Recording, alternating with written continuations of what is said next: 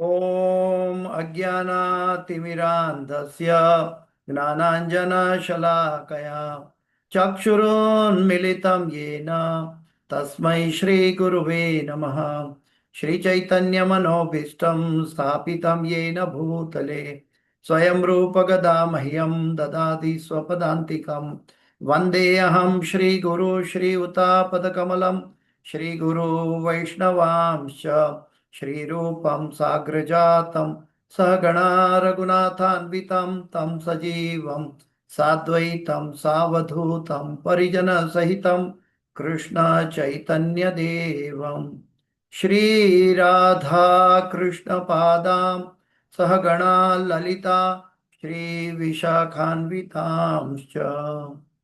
हे कृष्णा करुणा सिंधो दीनबंधो जगत्पते गोपेश गोपिका कांत राधा कांत नमोस्तुते। तप्त कांचन गौरांगी राधे वृंदावनेश्वरी वृषभानुसुते देवी प्रणमामि हरिप्रिये। वाञ्छाकल्पतरुभ्यश्च कृपा सिन्धुभ्य एव च पतितानां पावनेभ्यो वैष्णवेभ्यो नमो नमः। श्री कृष्ण चैतन्य प्रभु नित्यानंद श्री अद्वैत गदाधर श्रीवासादि गौर भक्त वृंद। हरे कृष्ण कृष्ण कृष्ण हरे हरे, हरे राम राम राम हरे हरे। जयतां सुरतो पंगुर्मम मंदमति गतिर्मत्सर्वस्वपदाम्भोजो राधा मदन मोहनौ कृष्णाय वासुदेवाय देवकी नंदनाय च नंदगोपकुमाराय गोविन्दाय नमो नमः। गोविन्दाय नमो नमः। गोविन्दाय नमो नमः। पंचतत्वात्मकं कृष्ण भक्तरूप स्वरूपकं भक्तावतार भक्ताख्यं नमामि भक्तशक्तिकं। गुरुवे गौरचन्द्राय राधिकायै तदालये कृष्णाय कृष्ण भक्ताय तद्भक्ताय नमो नमः। नमः ओम विष्णुपदाय कृष्ण प्रेष्ठाय भूतले श्रीमते जय पताका स्वामी नामिने नमः। आचार्य पदायिनी ताई कृपा प्रदायिने गौर कथा धामदाय नगर ग्राम तारिणे नमः। ओम विष्णुपदाय कृष्ण प्रेष्ठाय भूतले श्रीमते भक्ति वेदांत स्वामी नामिने नमस्ते सरस्वती देवी गौरवाणी प्रचारणे निर्विशेष शून्यवादी पाश्चात्य जय श्री कृष्ण चैतन्य प्रभु नित्यानंद श्री अद्वैत गदाधर शिवासादि गौर भक्तवृंद। हरे कृष्ण कृष्ण कृष्ण हरे हरे, हरे राम राम राम। ओम नमो भगवते वासुदेवाय। ओम नमो भगवते वासुदेवाय। ओम नमो भगवते वासुदेवाय। नारायणं नमस्कृत्यं नरं चैव नरोत्तमं देवीं सरस्वतीं व्यासं ततो जयमुदीरयेत्।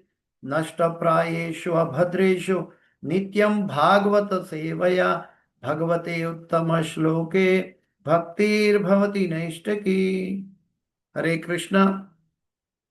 तो आज सिलेक्टेड वर्सेस से श्रीमद् भागवत के 7वें स्कंद के 5वें अध्याय के 30वें श्लोक पे चर्चा करेंगे। श्रीमद् भागवत 7:5-30। ये बहुत फेमस श्लोक है, प्रभुपाद जी ने बहुत बार इसको कोट किया है। प्रहलाद महाराज का श्लोक है। श्री प्रहलाद उवाच मतिर्न कृष्णे परतो स्वतो वा मिथोऽभिपद्येत गृहव्रतानाम् अदान्तगोभिर्विशतां तमिस्रं पुनः पुनश्चर्वितचर्वणानाम्। श्री प्रहलाद उवाच मतिर्न कृष्णे परतो सतो वा मिथोऽभिपद्यते गृहव्रतानाम् अदान्तगोभिर्विशतां नभिस्त्रं पुनः पुनश्चर्वितचर्वणानाम्। श्री प्रहलाद उवाच मतिर्न कृष्णे परतो सतो स्वतो वा मिथो विपद्येत गृहव्रतानाम् अदान्त गोभिर्विशतां तमिस्त्रम् पुनः पुनश्चर्वित चर्वणानाम। कोई दोहराना चाहेगा? यस यस यस, मुझे बहुत प्रिय श्लोक है। श्री प्रहलाद वाच मते न कृष्णे परत श्रुतो वा मीठो विपद्येत गृहव्रतानाम् आर्यान्त गोभिर्विष्टां तत्तमिष्टं पुनः पुनः सर्वित चर्वणानाम्। हरे कृष्ण। शुरू है। हरे कृष्ण। हाँ हाँ हाँ।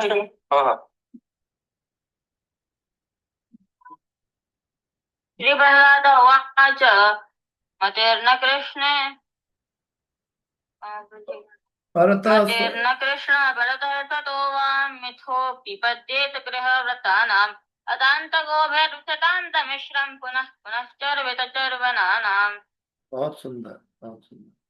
धन्यवाद प्रभु जी, थैंक यू। तो अनुवाद और तात्पर्य में चलते हैं। अनुवाद और तात्पर्य बाई श्री भक्ति वेदांत स्वामी श्रील प्रभुपाद महाराज की जय। अनुवाद। प्रहलाद महाराज ने उत्तर दिया, अपनी असंयमित इंद्रियों के कारण जो लोग भौतिकतावादी जीवन के प्रति अत्यधिक लिप्त रहते हैं वे नरक के गामी होते हैं और बार बार उसे चबाते हैं जिससे पहले ही चबाया जा चुका है। ऐसे लोगों का कृष्ण के प्रति झुकाव न तो अन्यों के उपदेशों से न अपने निजी प्रयासों से, न ही दोनों को मिलाकर कभी होता है। मैं फिर से अनुवाद पढ़ता हूं। श्री प्रहलाद महाराज ने उत्तर दिया, अपनी असंयमित इंद्रियों के कारण जो लोग भौतिकतावादी जीवन के प्रति अत्यधिक लिप्त रहते हैं वे नरकगामी होते हैं और बार बार उसे चबाते हैं जिसे पहले ही चबाया जा चुका है। ऐसे लोगों का कृष्ण के प्रति झुकाव न तो अन्यों के उपदेशों से न अपने निजी प्रयासों से, न ही दोनों को मिलाकर कभी होता है। तो परपोर्ट बहुत सटीक और स्पष्ट और शार्प है। प्रहलाद महाराज कह रहे हैं कि कई बार हम कई भक्तों को भगवान का उपदेश देते हैं लेकिन वो जीवन में डाल नहीं सकते। उनको अलग अलग तरीके से समझाया जाता है लेकिन वो भौतिक जीवन में अत्यधिक आसक्त होते हैं। इसीलिए उनको लगता है कि इसके बिना तो हम जिंदा नहीं रह सकते, या तो हमारा कोई परिवार का नियोजन मतलब परिवार का कार्यकलाप नहीं हो सकता। तो वो अत्यधिक आसक्त होने के कारण उनको प्रभुपाद जी यहाँ पे बताते हैं प्रहलाद महाराज के उपदेश से कि वो नरक के गामी होते हैं और बार बार उसे चबाते हैं जो पहले ही चबाया जा चुका है। इसका अर्थ क्या है? जैसे कि मेरे पिताजी ने जन्म लिया, ऐसे इन जनरल, जैसे मेरे पिताजी ने जन्म लिया, उन्होंने बड़ा होके पढ़ाई की, पढ़ाई करके उन्होंने अच्छा धन कमाया, फिर विवाह किया, फिर वो पिता बने, फिर पिता बनकर वो सबका लालन पोषण करने लगे और धीरे धीरे वो वृद्ध हो चुके और फिर इस दुनिया से चले गए। यही पिता का अनुकरण पुत्र कर रहा है कि वो भी जन्मा, उन्होंने भी शिक्षाएं प्राप्त की और उन्होंने भी शिक्षा प्राप्त करके फिर धन कमाया, फिर विवाह किया, फिर संतानें उत्पन्न की, वो पिता बना और फिर वो भी लालन पोषण करके वृद्ध हो गया तो वो भी चला जाएगा। इसको कहते हैं पुनश्चर्वित चरवाणाना। यहाँ पे कहते हैं कि वो बार बार उसे चबाते हैं जिसे पहले ही चबाया जा चुका है। ऐसे लोगों का कृष्ण के प्रति न तो अन्यों के उपदेशों से न अपने निजी प्रयासों से, न ही दोनों को मिलाकर कभी होता है। उनको कभी कोई व्यक्ति बाहर से भी उपदेश देता है तो उनको असर नहीं होती, क्योंकि वो एक गड्डुली का प्रवाह, गाडरिया प्रवाह की तरह अपने फैमिली ट्रेडिशन में आगे बढ़ता है। उनको अक्ल नहीं है कि शायद मेरे पिता ने गलती की हो तो मुझे वो दोहरानी नहीं चाहिए, मुझे साधु गुरु और शास्त्र पर अपना जीवन निभाव करना चाहिए। तो ये जब परिस्थिति आती है तो वो किसी का उपदेश को भी न वो ठीक से मन के द्वारा सुन पाता है, न ही उसका पालन कर सकता है। अगर वो स्वयं भी करना चाहे कृष्ण की भक्ति तो भी नहीं कर सकता है, क्योंकि वो भौतिक जीवन में आसक्त है। दूसरे शब्दों में ऐसा कहा गया कि कोई नदी को पार करना है, तो नदी को पार करना है तो एक भौतिक आसक्ति का भौतिक जीवन है, और एक आध्यात्मिक जगत में जाने के लिए नाव है, गुरु की नाव है। हम जनरली साधक शुरुआत में क्या करता है, दोनों में पांव रखता है एक एक, और दोनों में एक एक पांव रखने से वो कभी नदी पार नहीं कर सकता, वो नदी के अंदर गिर जाएगा, क्योंकि दोनों नदी हलन चलन करती रहती है, और वो नदी में गिर जाएगा, वो नदी पार नहीं कर पाएगा।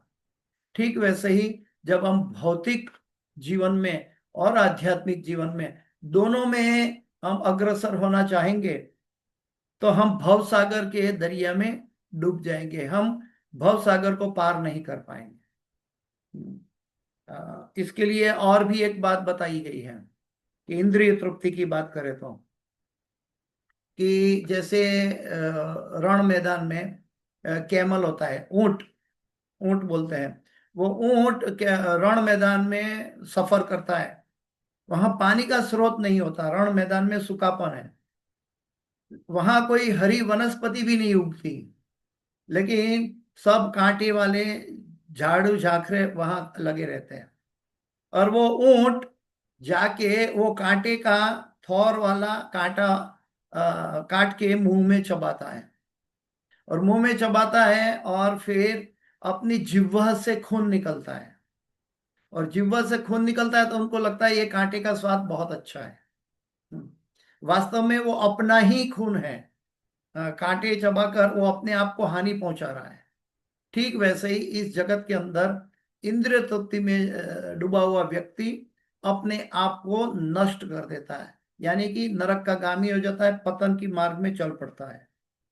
तो ये प्रहलाद महाराज 5 साल के बालक होते हुए भी इतना गहरा उपदेश दे रहे हैं। उनके गुरु श्री नारद मुनि ने ये उपदेश कहा था, उन्होंने माता की पेट में सुना था, और फिर आज वो प्रहलाद महाराज ये उपदेश बता रहे हैं। आइए प्रभुपाद जी के तात्पर्य के साथ चलते हैं। तात्पर्य भाई ऐसी भक्ति वेदांत स्वामी शिल प्रभुपाद महाराज की जय। तात्पर्य भी प्रभुपाद जी ने बहुत सटीक तरह से समझाया है, कृपया मन और श्रवण से केंद्रित हो जाइए।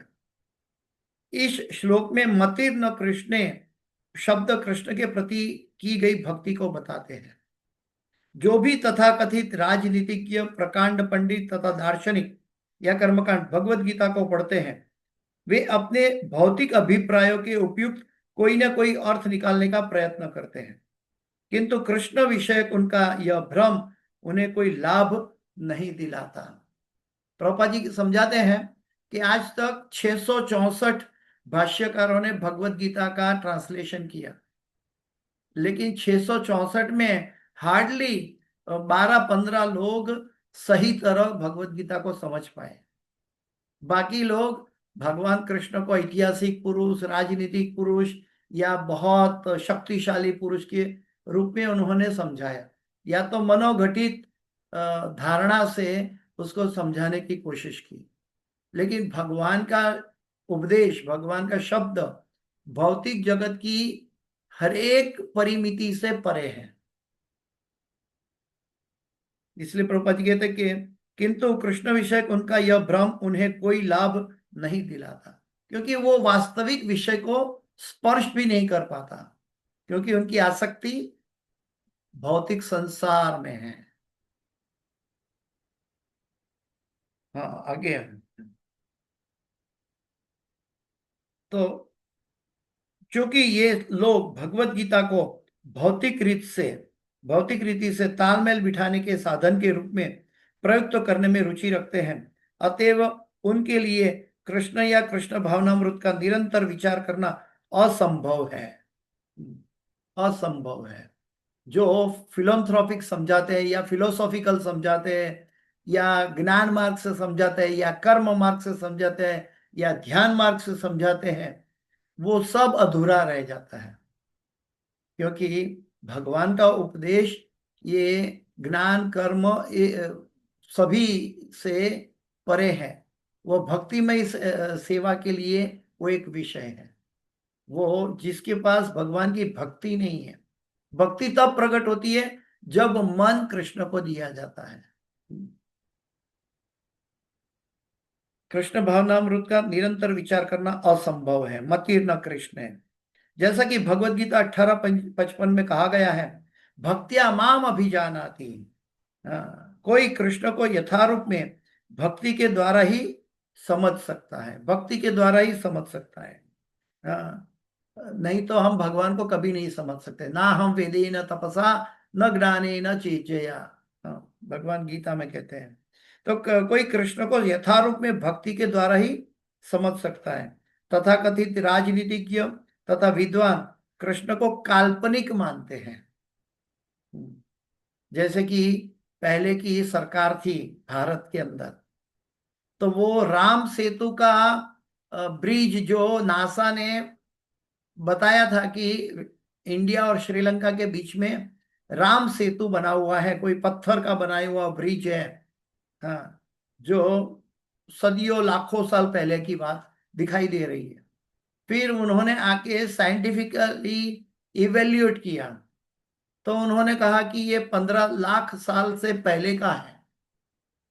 फिर उन्होंने कहा, नासा ने कहा, अमेरिका की नासा ने कहा कि ये तो ऐसा लगता है कि रामायण के राम सेतु का जो बात हो रही है, भगवान राम ने जो ब्रिज बनाया था, मानव निर्मित ब्रिज, उसी के बराबर में ये मिलता जुलता है।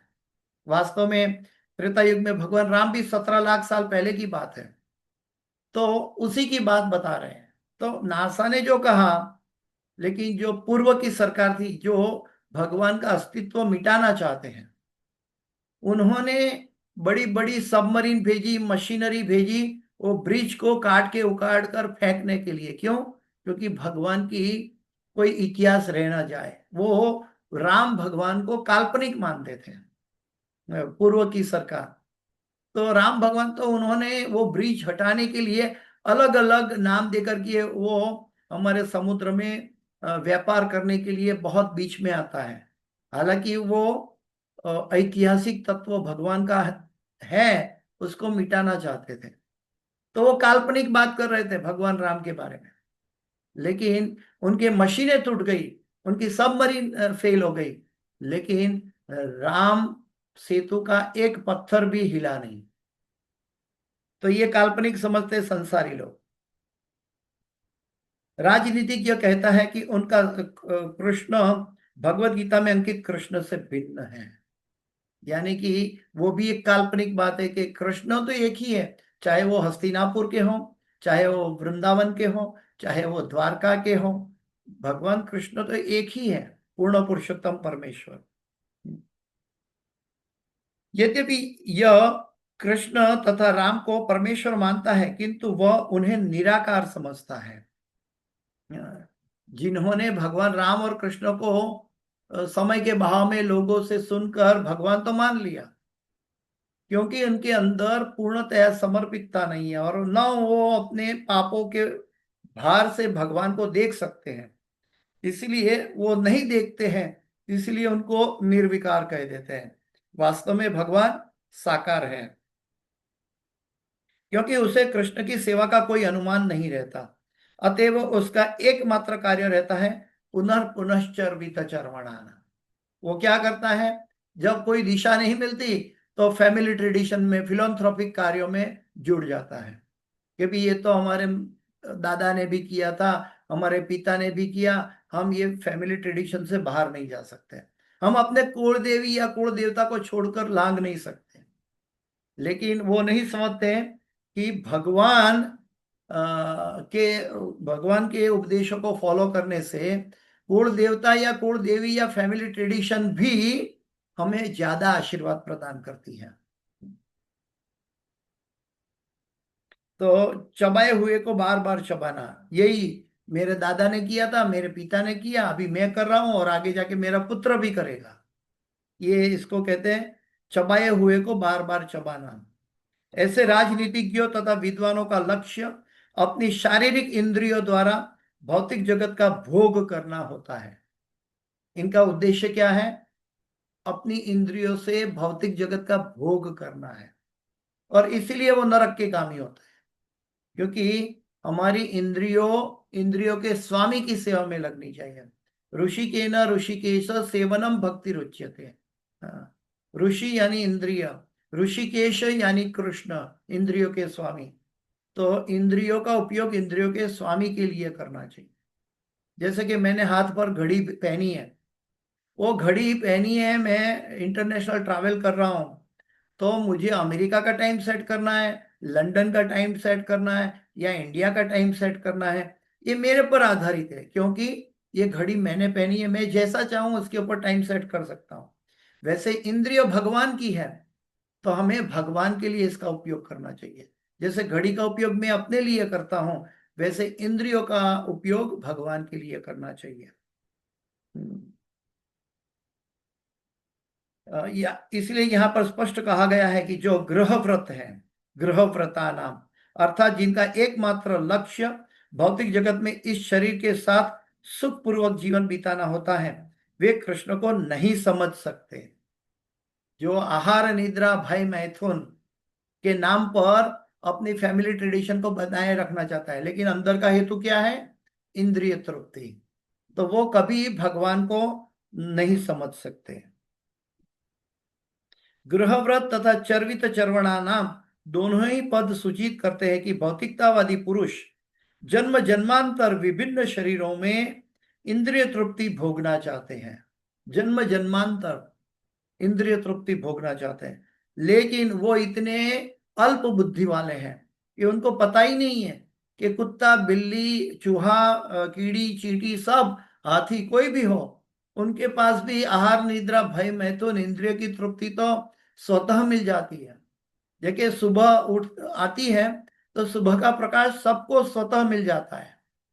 उसके लिए हमें अलग अलग परिश्रम हर एक व्यक्ति को नहीं करना पड़ता। सुबह का प्रकाश सबके लिए बराबर होता है। ठीक वैसे इंद्रिय तृप्ति हर एक योनि में उपलब्ध है, लेकिन वो अपना मनुष्य जीवन गंवा देते हैं इंद्रिय तृप्ति में। किंतु फिर भी वे असंतुष्ट रहते हैं, क्योंकि हम संतुष्टि की खोज में हैं। संतुष्टि कहाँ मिलेगी?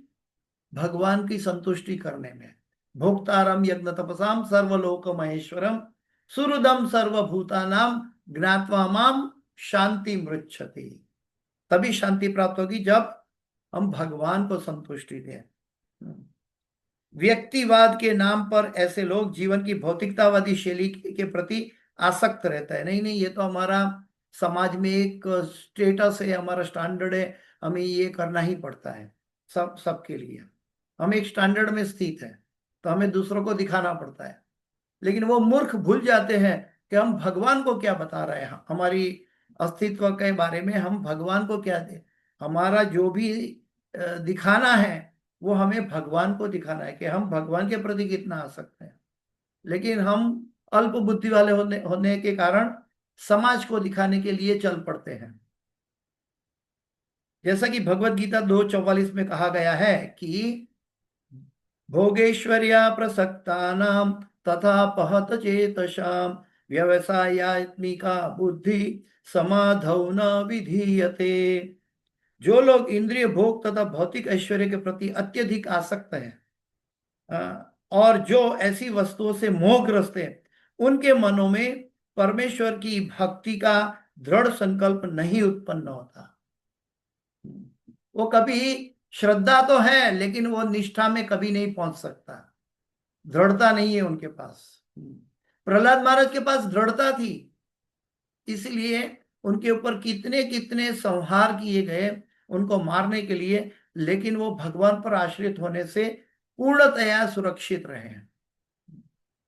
जब हम भगवान पर आश्रित रहेंगे तब हम पूर्णतया सुरक्षित रह सकते हैं। लेकिन भगवान पर आश्रित तब होता है जब पूर्ण निष्ठा से हम भगवान पे समर्पित हैं, और ये तब होता है जब भौतिक अनर्थों से विरक्ति मिल चुकी है।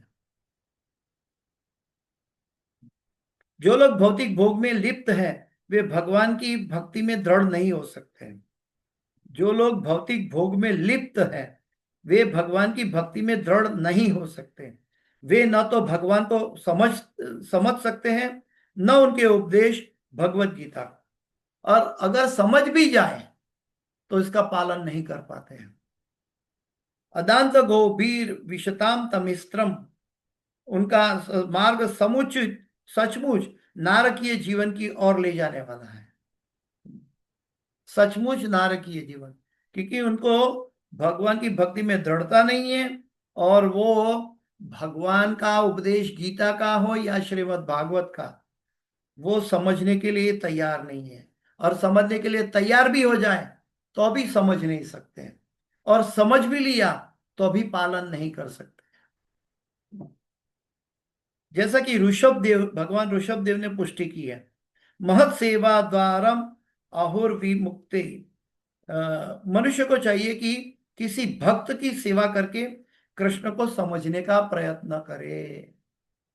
मनुष्य को चाहिए कि किसी भक्त का सेवा करके, तद विद्धि प्रणिपातेन परिप्रश्नेन सेवया उपदेक्षन्ति तद ज्ञानम ज्ञानिनः तत्वदर्शिनः। जिन्होंने तत्व का दर्शन किया है ऐसे गुरु की शरण में जाकर उनकी सेवा करके उस दिव्य ज्ञान का उपदेश हमें स्वीकार करना चाहिए। महत शब्द भक्त के लिए आया है। गीता में महत शब्द के लिए भगवान कहते हैं, महात्मा नस्तु माम पार्थ देवीं प्रकृतिम आश्रिता भजन्त्यम अनन्य मनसो ज्ञात्वा भूतादिम अव्ययम। हे पृथापत्र, जो मोहग्रस्त नहीं है ऐसे महात्मा देवी प्रकृति के संरक्षण में रहते हैं।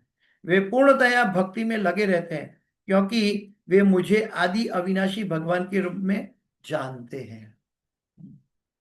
हमारा ये सद्भाग्य है कि अंतरराष्ट्रीय कृष्ण भावनामृत संघ, जो कि गौड़ीय संप्रदाय के अंदर आता है, और हम सब श्रीमती राधा रानी के फॉलोअर हैं।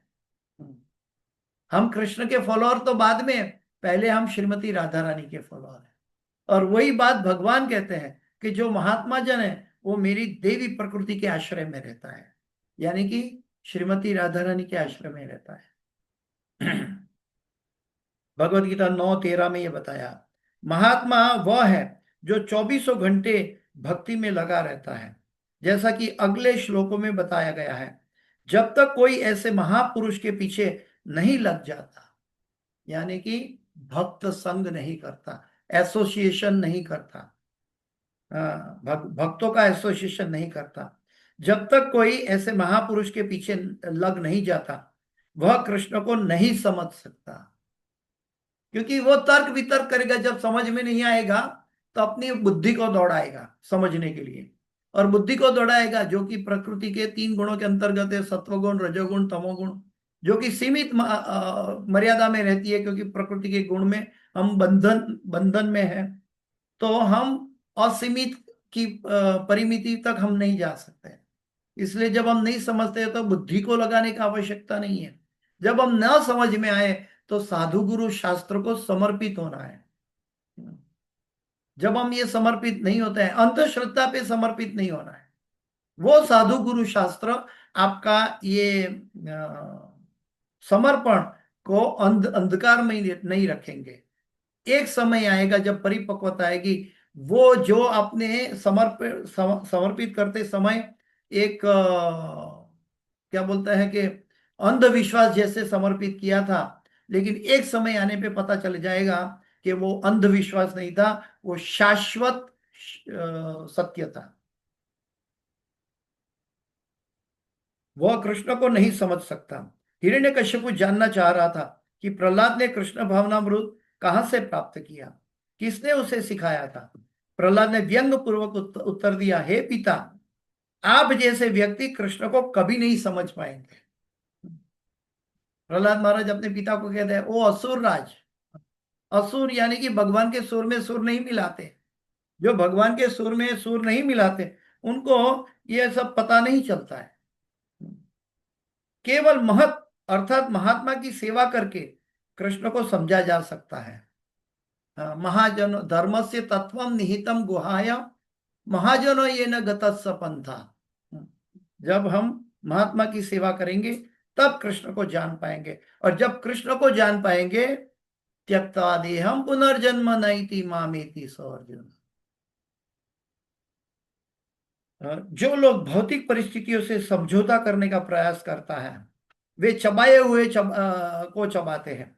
कहे जाते हैं कि जो भौतिक चीजों से कॉम्प्रोमाइज करते हैं अपनी भक्ति को, अपनी साधना को, तो वो वही संसार का विक्टिम बन जाता है। चबाया हुआ चबाते हैं, वास्तविक दिशा में नहीं जा रहे हैं। आज तक कोई भी व्यक्ति भौतिक परिस्थितियों को सामंजित नहीं कर पाया। आज तक इतिहास में कोई भी व्यक्ति, प्रभुपाद जी का बताते हैं कि वो संसार में रहकर, संसार में आसक्त होकर भगवत भक्ति की पूर्णता प्राप्त नहीं कर पाया। किंतु लोग जन्म जन्मांतर पीढ़ी दर पीढ़ी प्रयास करते हैं और बारंबार असफल होते हैं। तो बारंबार ये असफल होते हैं, फिर भी इसी के पीछे जाते हैं। जब तक मनुष्य किसी महत महात्मा या भगवान के अनन्य भक्त द्वारा प्रशिक्षित नहीं किया जाता तब तक उसके द्वारा कृष्ण तथा उनकी भक्ति को समझ पाने की संभावना नहीं है। तद्विद्धि प्रणिपातेन परिप्रश्नेन सेवया उपदेक्षन्ति तद्ज्ञानम दानिनास तत्वदर्शिनाम धर्मस्य तत्वम निहितम गुहाया महाजनो ये न गतस्स पंथ। तो ये श्रीमद् भागवत के अंतर्गत प्रहलाद महाराज का उपदेश है, और इस उपदेश के अंतर्गत हमें समझना है कि कहीं हम नारकीय जीवन के लिए अग्रसर है हमारी मानसिकता, या वास्तव में हम भक्ति कर रहे हैं। कभी कभी ऐसा होता है कि हम वास्तविक भक्ति कर रहे हैं लेकिन मन संसार से जुड़ा हुआ है, तो भक्ति टिकेगी नहीं, और ये दो बोट में पांव रखने के बराबर है। हमारा मन कृष्ण को देना होगा, और मन कृष्ण को देने का मतलब क्या है? जिसको भगवत कथा हरिनाम जप में ज्यादा आनंद आएगा, जिसको चांटिंग करते समय बहुत आनंद आएगा, जिसको श्रीमद् भागवत सुनते समय बहुत आनंद आएगा, उसके लिए हम समझ सकते हैं कि उन्होंने अभी धीरे धीरे भगवान को मन दे दिया है। नहीं तो हम गुरु के आदेश पर एक साधना भक्ति में चांटिंग तो कर लेते हैं रिचुअली, पर उसको स्पिरिचुअल नहीं कर पाते क्योंकि मन सम्मिलित नहीं होता। प्रभुपाद जी ने बहुत अच्छी फॉर्मूला बताई है कि जब श्रवण जो हम करते हैं, जब हम महामंत्र का नाम जप करते हैं और उसी का श्रवण करते हैं और सुनते हैं बराबर ध्यान से, तब हम समाधि में जा सकते हैं, तब हम श्रवण और कीर्तन की प्रक्रिया पूरी कर सकते हैं। तो इसका मतलब है कि नवधा भक्ति में कोई एक प्रक्रिया भी पूरी करने से भगवत धाम प्राप्त होता है। तो जब हम हरिनाम का जप, जो गोलोक की संपत्ति है, उसी का श्रवण करेंगे तो इस जगत के सभी विषय नाशवंत है और सुनने लायक नहीं है। यही बात नारद मुनि ने अपने शिष्य व्यासदेव जी को भी कहा है कि सकाम कर्म की बात वेदों में बताई, वो तो एक कौवे का भोजन था, उकरडा के समान था। वास्तव में तुमने भगवान की महिमा नहीं बताई, इसीलिए तुम्हें मन की शांति प्राप्त नहीं है। तो ये चीज हमें समझना है कि नारद मुनि जैसे महान देवर्षि और व्यासदेव जी जो कि भगवान के अवतार रूप में हमें अपनी आचार्य से सिखा रहे हैं कि कैसे हमारी साधना में मन सम्मिलित होना आवश्यक है।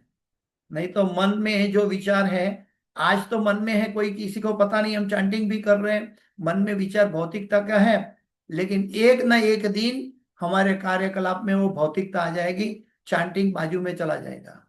इसलिए भक्तों का संग आवश्यकता है ताकि हम अपने आप को सदैव करेक्शन करते रहें। ठीक है, समय पूरा हो चुका है, इसलिए मैं अपनी वाणी को विराम देने जा रहा हूं। इस क्लास की कोई भी सुकृति है, मेरे गुरु महाराज हिज होलीनेस जय पताका स्वामी आचार्यपाद गुरु महाराज की है। और इस क्लास के अंतर्गत कोई भी गलती, क्षति या त्रुटि रह गई है, वो मेरी अपनी है, कृपया मुझे क्षमा करें। वांछा कल्पतरुभ्यश्च कृपा सिंधुभ्येव च पतितानां पावनेभ्यो वैष्णवेभ्यो नमो नमः।